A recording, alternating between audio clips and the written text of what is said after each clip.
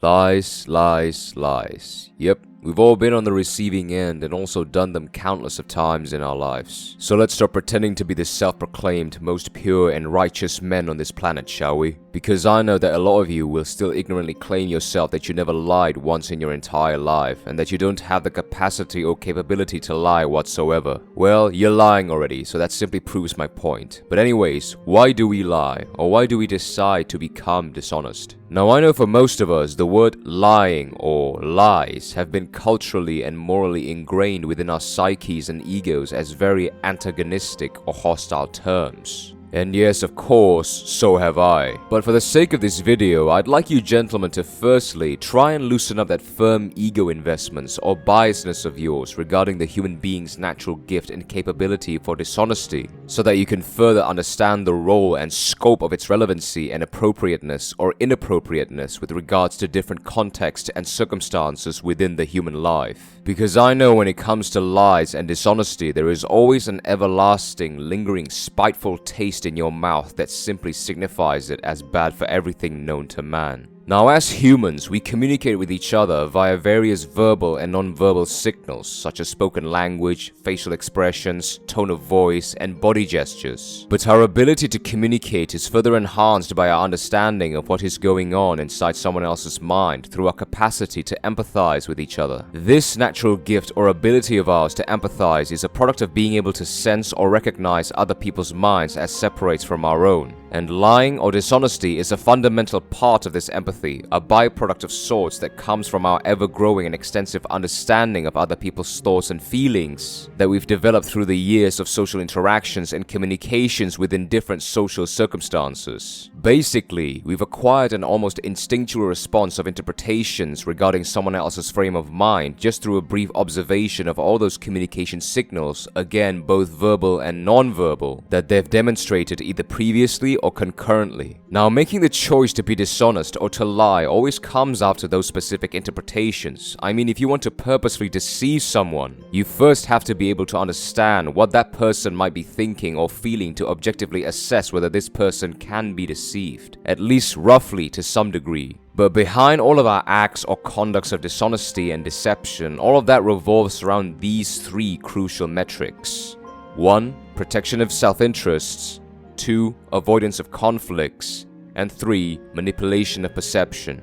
These three metrics are very closely linked to one another, and very rarely one occurs without the others, or at least one of the others. Now, as we know it from previous videos, human beings are naturally selfish, despite our capability to empathize with other people's thoughts and feelings. Not all of us could relate or would want to relate and eventually reciprocate with support, physically, emotionally, or even financially. That is just the brutal reality of this world, like the current war that is going on. Some of us actually care and provide support, and others just continue to go about their own lives without any care in the world. Mostly, they just pretend like they care when they are asked about it in order to protect their image. But in essence, all of us have our own priorities and desires, and majority of our thoughts, decisions, emotions, and actions are allocated towards fulfilling them. And if we encounter any form of obstacle, hindrance, or resistance, we would naturally want to either get rid of them from existence or outsmart them in a way that minimizes losses or damages from our side. This dynamic is evidential everywhere, in politics, infidelity, negotiations, and even in subtle daily social interactions. Escalation of credibility, protection of wrongdoings, management of reputation,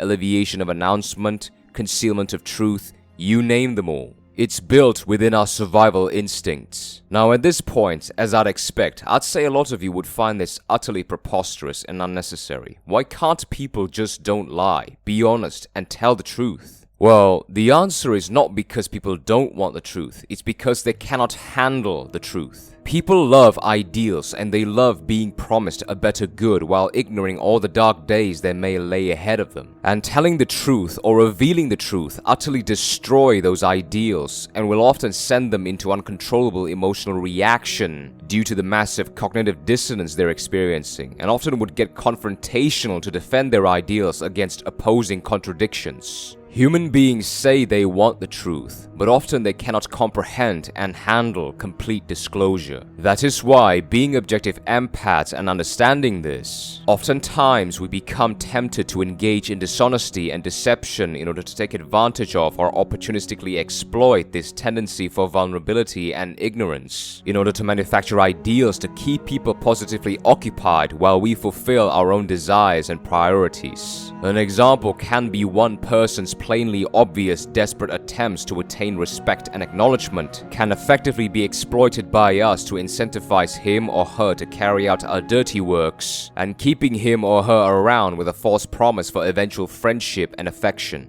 Now I know all of that sounds really twisted, but what if I tell you, gentlemen, that dishonesty is not all dark and dreadful, that it could also be intended for non-exploitative intentions and sometimes even pro-social intentions? Because in truth, dishonesty can also effectively bail us out of awkward situations, spare the feelings of others, preserve or strengthen alliances, keep us out of trouble, and even save our lives. Remember when you tried to maneuver a blunt statement that you've made to avoid a colossal misunderstanding with one of your mates? I did. Remember when you hauled out your frustration to call out your boss for being an absolute wanker in front of the whole office in order to protect your reputation and employment status? I did. Remember when you called your girlfriend's sister, who is massively overweight, beautiful when she asked you how she looked that particular day? I did. Remember when you pretended to be sick when asked by your mum in order to avoid going to school? I did. Okay, the last one might be a bad example, but hey, no harm was done at the end of the day, so we're all good. So you see, gentlemen, dishonesty is not all utterly degrading and demeaning. Contextually and circumstantially, they can also be crucially necessary to implicitly benefit all parties. It's not a malicious move, rather more of a smart one. Now, some of you may still be extremists in your perception regarding dishonesty and think that everyone should still say the truth out loud and adhere to the truth no matter what. And idealistically speaking, so do I, gentlemen. So do I. But unfortunately, objectively speaking, it is not always plausible all of the time, since in order for you to be completely honest, you must have utterly nothing to hide, nothing to protect, and nothing to lose. And in the real world, in real-life situations, most people always, to some extent, have something to hide, something to protect, and something to lose. So you really can't entirely blame them for trying to best serve their priorities, even if it means minutely exploiting an opportunity to do so, because let's be honest, we all would do the same. Thank you for watching.